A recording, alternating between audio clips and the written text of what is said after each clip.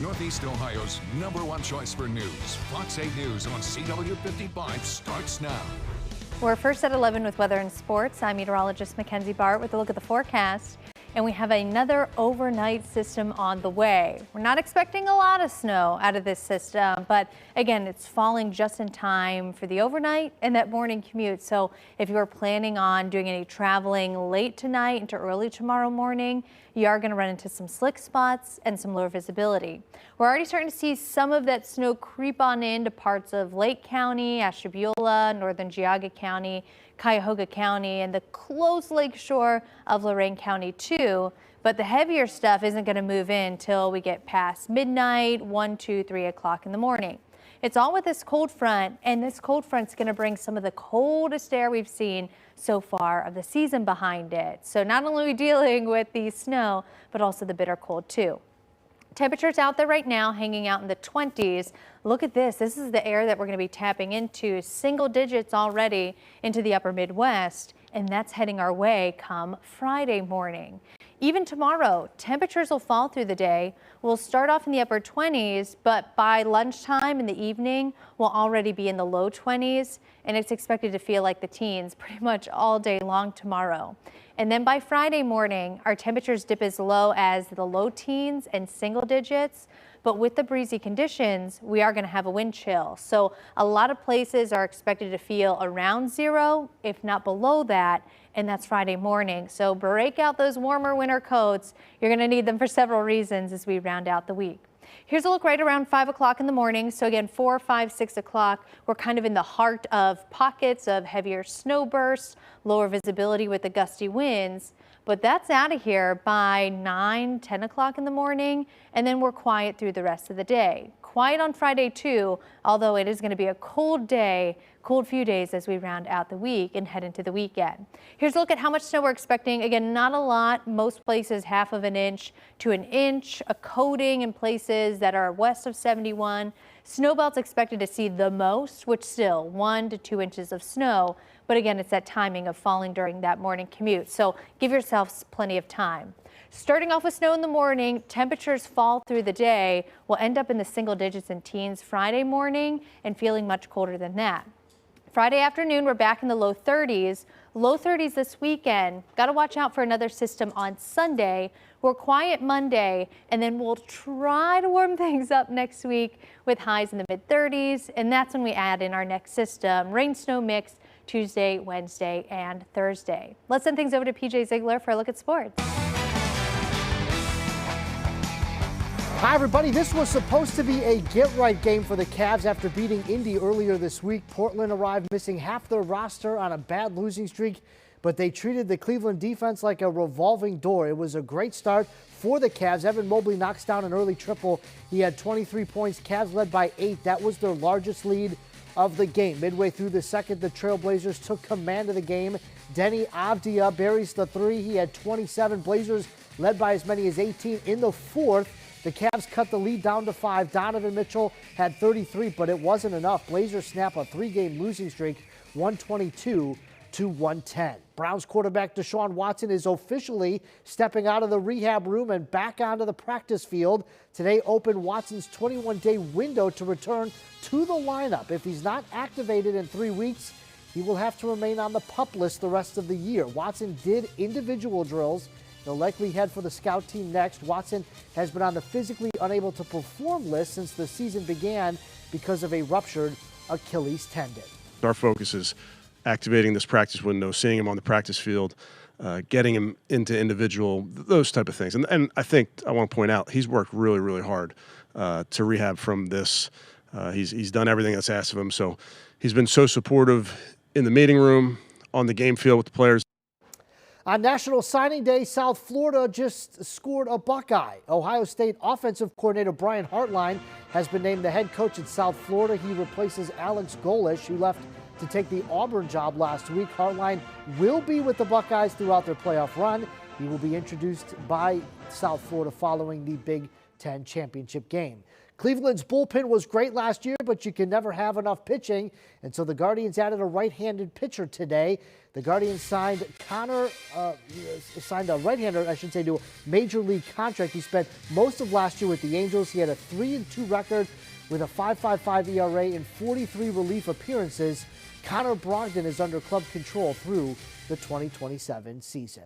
And that's a look at sports. All of today's news stories are coming up right after the break.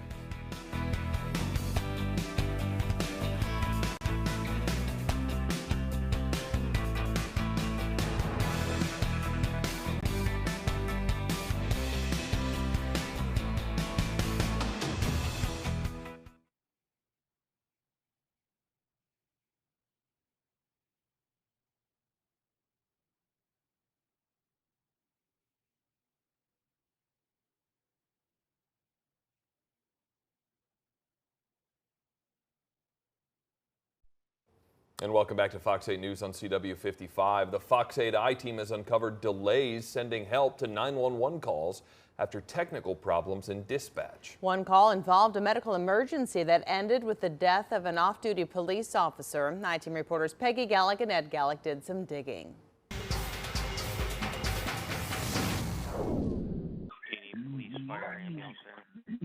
I need ambulance, please. A call for a medical emergency. Last month, off-duty Sheffield Village police officer Aaron Bober collapsed.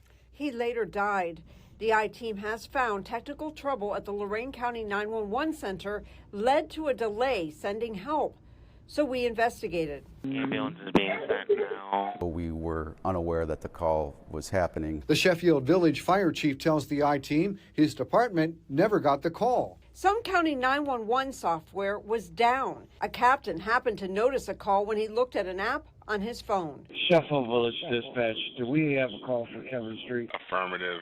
The location to get set off for it. It added probably 3 to 3.5 minutes to our typical response time. Any delay in response is just unacceptable. The chief makes it clear he does not believe the delay played a role in the death of Lieutenant Bober. But he said the department should have gotten a computer alert like this and a radio alert, yet that did not happen. Sheffield Village Fire. And the I-team has found what happened that morning didn't just happen in Sheffield Village. The Elyria safety director says first responders there didn't get notified through regular county dispatching after 2 calls for medical emergencies. A supervisor discovered one call after, quote, multiple minutes. Ultimately, the safety director wrote, it appears as though proper care and response was provided on each call. But I am scheduling a meeting with the Lorain County 911 director to discuss the breakdown in communication. The I-team also reached out to the Lorain County 911 supervisor. He tells us some dispatching software went down and tech support was contacted and dispatchers went to a backup system to send out calls. But the 911 director also wrote the floor supervisor did not send a text message out to the fire chiefs advising of the situation. We are adding a checklist for different scenarios and what needs done so this doesn't happen again. This could be a possible full arrest. Chief Scott Gillis points out the problem can't happen again when seconds count. And it can make all the difference. That immediate care that's rendered is crucial to any outcome. In Lorain County, Peggy Gallick. Ed Gallick, Fox 8, I-team. And the chief says that dispatching software has gone down before. Now there's a push to make sure it won't interfere with more calls. Authorities are warning Cuyahoga County residents about a nationwide cyber attack on an emergency notification system. That system is Code Red Crisis 24, a third-party vendor that has a 5-year contract with the county. Officials say they learned of the cyber attack yesterday. Code Red is not connected to any county IT platforms, but it does send alerts to thousands of local residents through an app called Ready Notify. Authorities say the information stored in the system is limited to names, addresses, phone numbers, and email addresses. No financial or sensitive information is stored in the system. However, the county is urging residents who use Ready Notify to take certain steps now. Access their information in the system, reset passwords. If you use the Ready Notify password across other accounts that you have, reset those as well. It's good practice, and generally shouldn't use the same username and password across multiple different sites and accounts. Multi-factor authentication when you can, and just monitor your financial accounts as you should be doing normally. Impacted residents can find more information about the cyber attack on Code Red on our website, fox8.com. Just look under Seen on TV. I-271 is open again after a hazmat cleanup required the highway to close in both directions for most of the day. Rex Smith has more on what happened and what it took to get drivers moving again. It's a semi on its side and it's leaking. A crash involving a tanker filled with ethanol happening around 4 in the morning. Hazmat crews are on the scene. Leading to an all-day closure of 271 between I-77 and 71 for an extensive cleanup. Police say the driver fell asleep at the wheel. Granger Township Fire Chief Stephen Camp shared these photos, saying the truck had 2 softball-sized holes in the tank, allowing anywhere between 4,000 and 6,500 gallons of denatured alcohol to spill into the median. A big issue made worse by the current weather. Being that there is snow on the ground, the material, the chemical that was released, the alcohol, does make it a little bit more flammable. Mutual aid from other fire departments was required, along with Medina County Hazmat for the cleanup, the Ohio EPA to check for soil contamination, the Department of Transportation for traffic control, and Highway Patrol to investigate the accident. All of it requiring both directions of 271 to close for hours. It causes a big headache. But we do it for everyone's safety. Our safety and the safety of the motorists that are traveling that section. It takes a ton to shut down a major freeway, including having ODOT trucks to block the on-ramps. But this type of emergency is something the Department of Transportation is always prepared for. That's kind of our involvement. ODOT Public Information Officer Amanda McFarland says they have protocols in place for major closures. It helped that their crews weren't out dealing with snow, so they were able to shift their focus to keeping cars and trucks off of a major highway. Also using every opportunity to alert drivers ahead of time, like on the OGO app, and getting an assist from local emergency management to send out public safety alerts. 271 is a pretty populated corridor when it comes to getting between like the Columbus area and then northeast Ohio. So a lot of people are using it, and I know a lot of people are impacted. In Medina County, Rex Smith, Fox 8 News. Chief Camp adds there are no hazards or concerns for any residents in the immediate area. The driver suffered non-life-threatening injuries. Police say alcohol and drugs are not believed to be factors in this crash. A murder suspect awaiting trial in Stark County has died by suicide. 35-year-old Daniel Matei was indicted in August on a list of charges, including murder and gross abuse of a corpse. He was accused of killing 26-year-old Ryan Godby, who was reported missing back in June. Godby's remains were found in July in a wooded area in southern Stark County. Matei's death by suicide happened this morning. The sheriff's department says he was transported to a Canton hospital where he was pronounced dead. The incident remains under investigation. Matei's murder trial had been set for February 2026. A federal lawsuit has been filed against the Canton Police Department for a fatal shooting. Officer Garrett Marino shot and killed 24-year-old Zachary Fornash in December of 2023 after Fornash ran from police and refused to follow commands. Officers believed he was armed at the time. Fornash was later found to be carrying a BB gun. Now his family has filed a federal lawsuit claiming the officer never attempted to de-escalate the situation and violated Fornash's right to be free from the use of excessive force.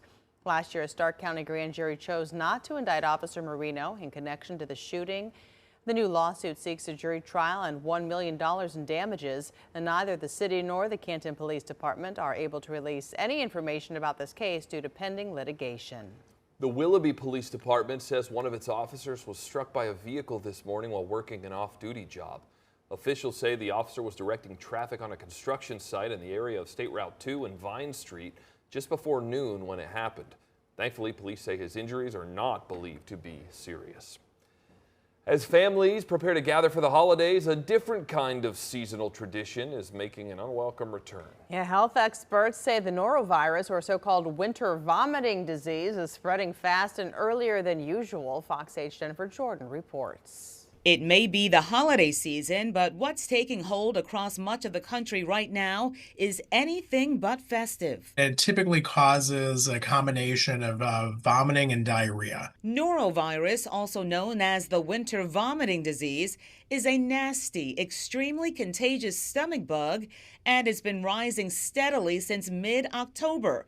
Cleveland Clinic infectious disease physician Donald Dumford says the virus is hitting earlier than expected, transmitted from person to person or contamination of food or surfaces. It does look like this year wastewater is getting contaminated a lot earlier than it was last year. The biggest spikes are in the Northeast and Midwest, regions now seeing some of the highest wastewater readings in years. Norovirus is a human-only disease, and the CDC says it is responsible for 20 million infections every year and for more than half of all foodborne illnesses in the United States. Symptoms typically last for about 2 to 3 days, although you're considered contagious for about 2 to 3 days after you stop having symptoms. So that's important to know so that you're sure that after you've had a case of some type of, infectious diarrhea, you're not, preparing food for others for 2 to 3 days afterwards to protect everybody around you. And there is no treatment. Doctors say it must simply run its course. And with holiday travel, parties, and family gatherings now underway, they say now is the time to take precaution. In Cleveland, Jennifer Jordan, Fox 8 News. And forget about alcohol-based hand sanitizer. It doesn't fight this virus. Washing hands with soap and water is best at staying protected. Well, now might be a good time to get your real ID if you haven't already. Starting February 1st, TSA plans to charge travelers a non-refundable $45 fee if they want to fly. Their identity would then be verified through the agency's alternative Confirm.ID system. It's important to note paying the fee does not guarantee verification. TSA officials say travelers whose identities cannot be verified may be turned away. In a statement to Fox 8 News, the agency says the new fee will help cover the costs of additional screening. They also hope it will lead to more people getting their real ID. So I don't have the real ID. Oh, you don't? I do not. What do you use? So I just use my regular ID. And? That's it. It's overwhelming, kind of. Overwhelming in what sense? All these changes, you have to check yourself in and go through security and so many changes. The Real ID has been required since May, but there are other acceptable forms of identification like U.S. passports or military IDs. Tomorrow, a local high school football team will hit the gridiron with one shared goal to become repeat champions. Coming up, Avon's quest to become back-to-back state champions and how the team is honoring a late teammate who played a role in last year's title run. Plus, time to check your kitchen cabinets, the cookware that could be leaching lead into your food. And the snow may look nice, but we have to protect ourselves as temperatures drop. What officials say outdoor workers should keep in mind while out in the extreme cold.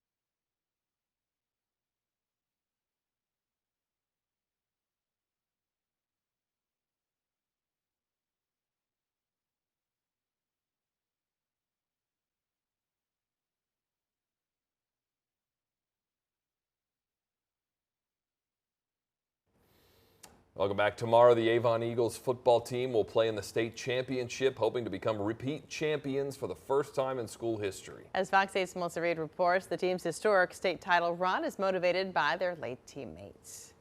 I think our kids are just excited. They're excited for the opportunity. The countdown is on for the Avon Eagles as they push toward a back-to-back state championship, something the program has never accomplished before. We talked about this being a new year, new experience, new group of players. The Eagles are just one win away from repeating as state champions. And for head coach Mike Elder and the team, Thursday night's matchup carries a deeper meaning. The game will be played in honor of former captain Jeremiah Kelly. We placed helmet stickers on our helmet that said LLJK, live like Jeremiah Kelly. And we've been carrying out his jersey every week since then. Jeremiah helped lead the Eagles to a 16-0 record in the school's first state championship last year. He had enrolled early at the University of Cincinnati when he was found unresponsive in April of this year. Later, it was discovered that Jeremiah had hypertrophic cardiomyopathy, a thickening of the heart muscles. And the message is always this, like, remember how he would have treated people, remember how he would have prepared for a game, remember how he would have encouraged or motivated when things aren't going well. And we've talked about him a lot throughout the year, and his brother Josh is a sophomore on our team as well. Now Avon will play Anderson Thursday night for the Division II state title at Tom Benson Hall of Fame Stadium in Canton.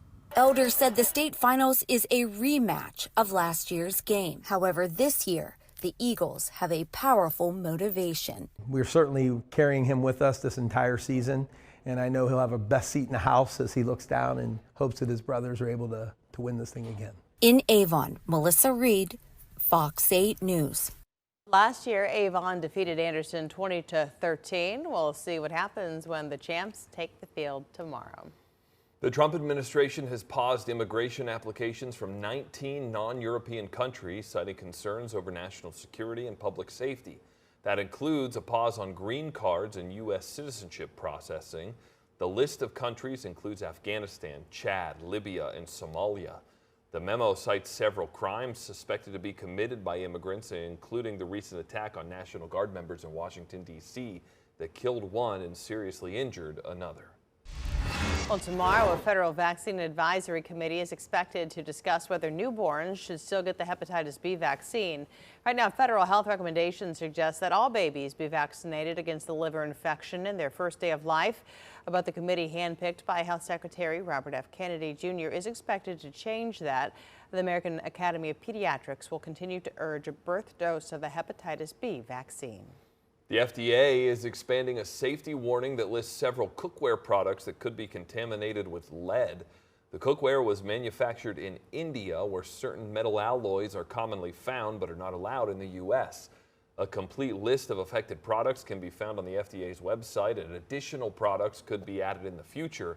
The agency says there is no safe level of lead exposure. If you own any of these products, dispose of them immediately.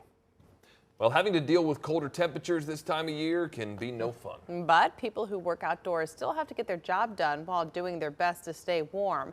Overnight, wind chills are going to drop to feels-like temperatures into the teens, and more snow is expected. We spoke with the Ohio Department of Transportation, one of its contracting companies, and the Cleveland Division of Fire. They say it's important for everyone to have a cold weather plan. Bundle up and be smart. We're ready for it. You know, we fight fires in this weather every year. The challenge for us is the cold weather, obviously. You know, we've got water in all of our apparatus except the rescue squads. Ice is our enemy. You know, it makes for slip hazards. It can ice up our equipment. It makes it really challenging for us to fight fires.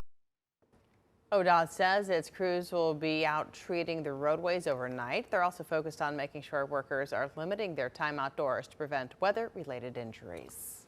Well, we do have a few more weeks until Christmas, but there's never a wrong time to open a present. And tonight, Spotify is offering its users something that has become sort of a holiday tradition. Coming up, the artist that dominated our playlist this year and the global superstar who took the crown from Taylor Swift.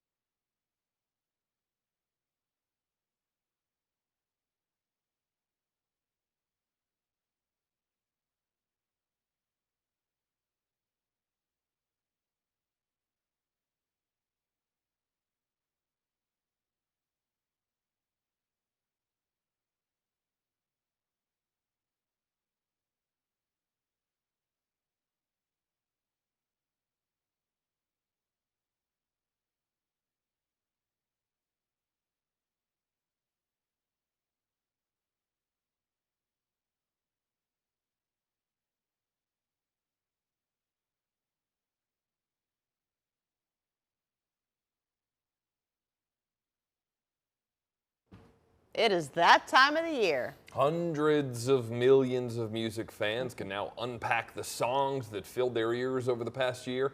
Spotify says it collects listening data from January 1st through mid-November. The platform looks at a mix of what you stream and how long you listen for. Spotify says it took last year's feedback to heart, and users will notice the return of features that were missing in the 2024 edition. All of our year-end results will be different, of course, but the data also reveals the most listened to artists on a global scale. Billie Eilish, Drake, and The Weeknd took spots 5 through 3. We're used to seeing Taylor Swift being #1, but this year she'll have to be okay with runner-up. That spot goes to Bad Bunny. The artist earned more than 19.8 billion streams this year. I wish there was a setting that you could say, like, don't count the kids' songs that I listen to all the time in the car. Only the grown-up stuff. It kind of muddles things, doesn't it? Yeah, it's not me, I swear. That's all the time we have for Fox 8 News on CW55. Remember, the Fox 8 Morning Show starts at 4 a.m. As always, thanks so much for watching and have a wonderful night.